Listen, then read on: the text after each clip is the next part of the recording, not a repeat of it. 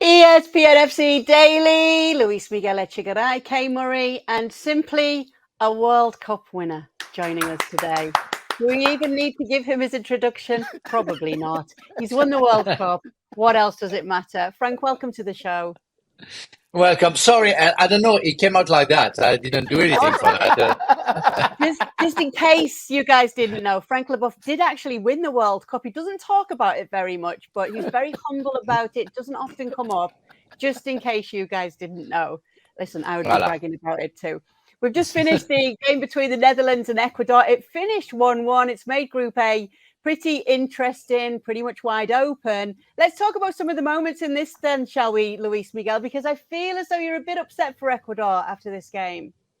I'm really upset. I'm so glad to have Frank here and Kay and everybody. Welcome to ESPN FC Daily once again. I am pretty upset because I am such a fan of Ecuador. People need to remember the context of everything. They didn't make it to the 2018 World Cup. They were 8th in South America. Then comes in Gustavo Alfaro, and he has transformed this dynamic, young, fearless squad into something really special. And obviously, the Netherlands deserve their own merit. Cody Gakpo is one of the stars of the tournament so far. Clearly, he gave them the lead. But Ecuador with Ener Valencia, who, by the way, just keeps delivering, turning back the clock. And, you know, it was a valiant performance from Ecuador. And like you said, Kay Murray, this group is very, very tasty.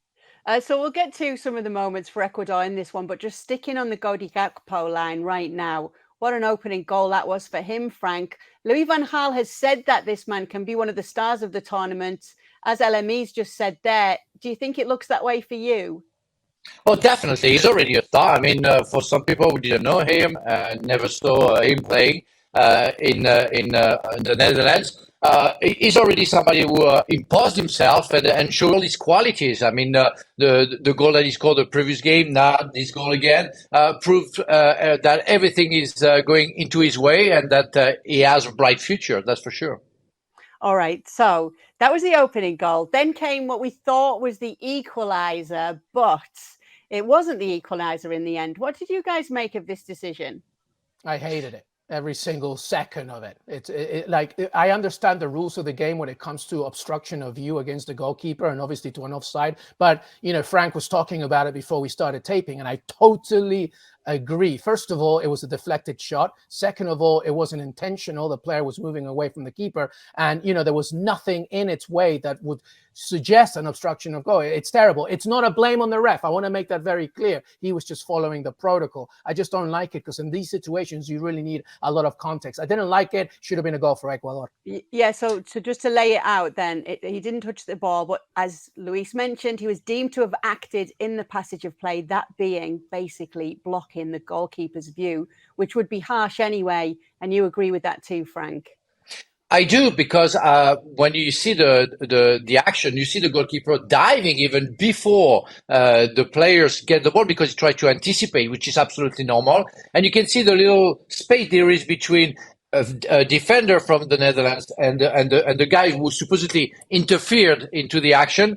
And for me, it was a clear goal. He didn't touch the ball. He didn't interfere. He didn't blind the goalkeeper. So I know I have to say again, as Luis, I don't blame the referee. I blame the people in the VAR, and they have to stop napping. Really, I guess it's hot in Qatar, and I guess they need a nap. But please, can you do so outside of the game? Because we are fed up to see those kind of things that for us seems to be obvious. There, you know, come on, you give it. Well, I'm happy that Ecuador drew, but it would have been so unfair. Yeah. Oh, Kay Murray, that's World Cup winner Frank LeBoeuf telling you that. Okay, so we simply World Cup winner, who, by the way, also knows what it's like to play in Qatar because he used to play there himself. So that just adds a little bit more. It was really for football. It was really for football that I went to play for Qatar. Of course. What else would it have been from such a wonderful World Cup winner? What else? Exactly. What else would have made you want to go and play in Qatar at the end of your career? So listen. The table as it stands then has got the Netherlands and Ecuador both on 4 points, Senegal on 3, and Qatar on no points as it stands right now. So obviously it's going to come down to the final day in this group. Ener Valencia got the equaliser in this game. Then he got stretchered off. Hope that's okay because we've already seen some big injuries in this World Cup so far, Luis.